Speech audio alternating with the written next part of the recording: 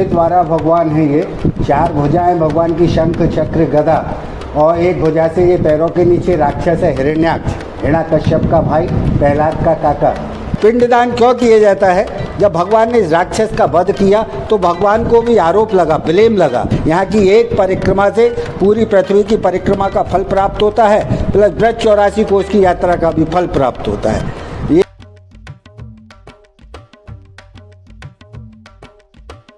Hello दोस्तों, कैसे हैं आप? उम्मीद करता हूं कि आप अच्छे होंगे। आज हम आए हुए हैं भगवान विष्णु के उस अवतार के मंदिर के दर्शन के लिए जिसमें उन्होंने हिरण्यकश्यप के भाई को मारा था। उस मंदिर का नाम है श्वेत वराह मंदिर। बहुत ही प्राचीन मंदिरों में से एक है मथुरा के अंदर। बहुत सी मान्यता है इसकी। चलिए फिर चलते हैं, दर्शन करते हैं। बने रहिएगा मेरे साथ लास्ट तक वीडियो के अंदर। चलिए दोस्तों, ये है श्री श्वेत वराह भगवान मंदिर, जो कि बहुत ही प्राचीन मंदिरों में से एक है मथुरा के अंदर। बहुत ही बड़ी मान्यता है इसके अंदर। कहते हैं कि इसमें श्री विष्णु भगवान जी ने श्वेत वराह का जो है रूप लिया था, जिसे हम कहते हैं सुगर रूप लिया था। ये मंदिर है, सबसे प्राचीन मंदिरों में से एक है। बहुत कम लोग जानते हैं इसके बारे में। कहते हैं कि मथुरा के अंदर जो बंदा आता है इसके दर्शन करता है, कहते हैं कि पूरे पृथ्वी के दर्शन कर लिए उसने। आपको हम दर्शन कराएंगे श्री श्वेत वराह भगवान जी के। चलिए फिर मेरे साथ। ये इसके अंदर ये मेन गेट है, मेन दरवाजा है इस अंदर जाने के लिए। चलिए देखिए दोस्तों, अब हम पहुंच चुके हैं श्वेत वराह मंदिर के अंदर। ये मंदिर का नज़ारा है, आप देखिए मंदिर का, आप दर्शन करिए।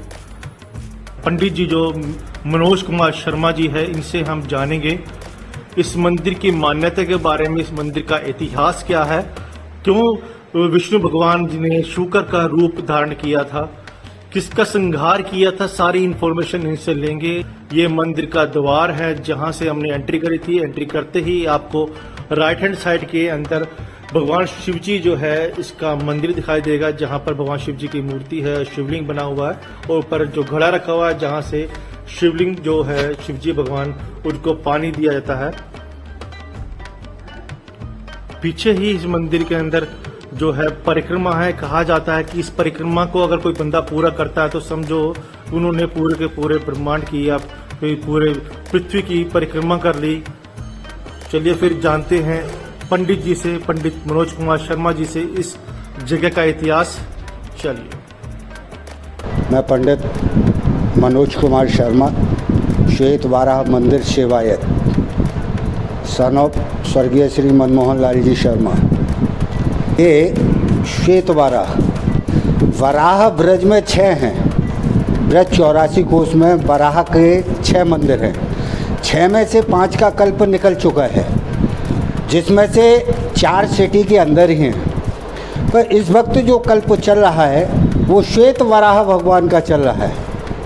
जो संकल्प में आते हैं श्री श्री श्वेत वराह कल्पे, वही श्वेत वराह भगवान हैं। ये 4 भुजाएं भगवान की, शंख चक्र गदा, और एक भुजा से ये पैरों के नीचे राक्षस है हिरण्याक्ष, हिरण्यकश्यप का भाई, प्रहलाद का काका।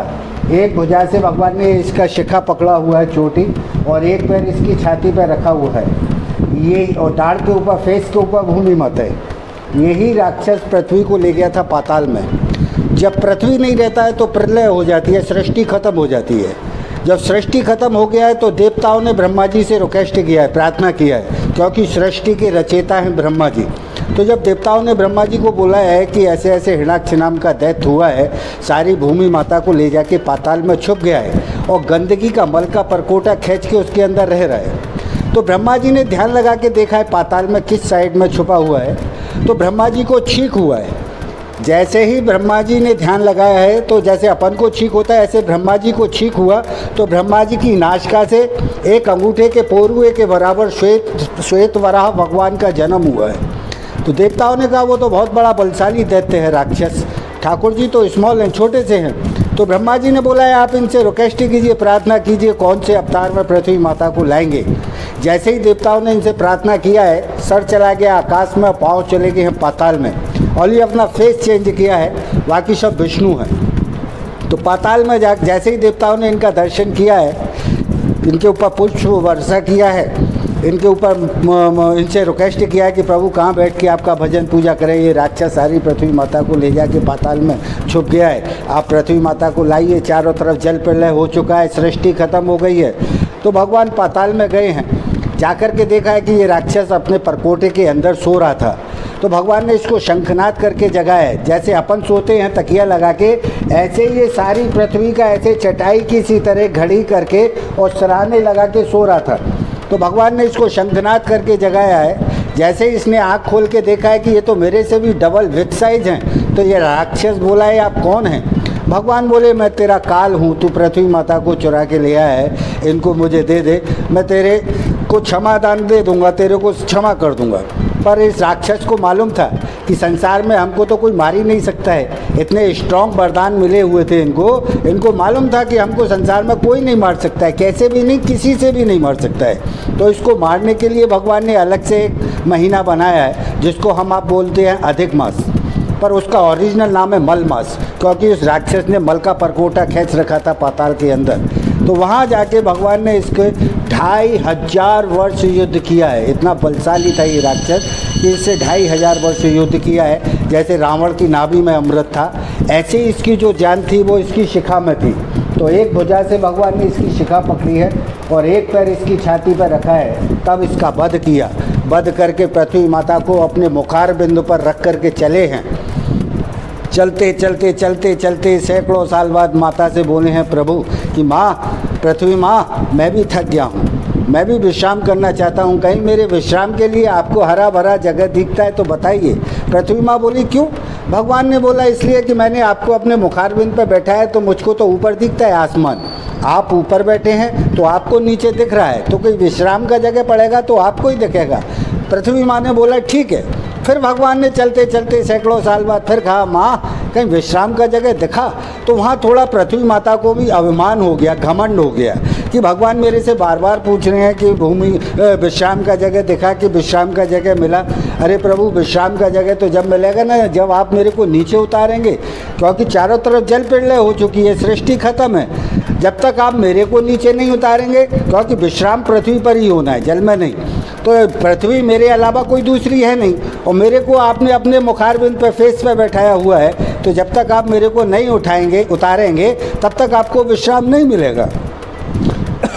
तो भगवान ने माता का भाव पढ़ लिया है और माता से बोले हैं माँ, तुमको तो मेरे विश्राम का जगह नहीं मिलेगा, अब मैं आपको लेकर के चलता हूँ जिसका कभी कुछ नहीं बिगड़ता है। कितना भी प्रलय हो जाए, कितनी भी सृष्टि खत्म हो जाए, मथुरा हर युग में मौजूद रहती है। तो उस समय मथुरा का नाम था मधुपुरी। जिस समय पृथ्वी को लेकर के भगवान यहाँ आए हैं तो उस समय मथुरा का नाम था मधुपुरी। तो यहाँ करके भगवान ने विश्राम किया, तो ये विश्राम घाट उसी के बराबर में वराह घाट। गयायाम पिंडदाने यत्फलम ज्येष्ठ पुष्करे तत्फलम संभापनोति श्वेतम दृष्टवा सदा नर। ये वराह पुराण में लिखा हुआ है। गया जी में पिंडदान करने से और ज्येष्ठ मास के महीने में पुष्कर जी में स्नान करने से जो फल प्राप्त होता है, वो श्वेत वराह भगवान के दर्शन मात्र से वो फल प्राप्त हो जाता है।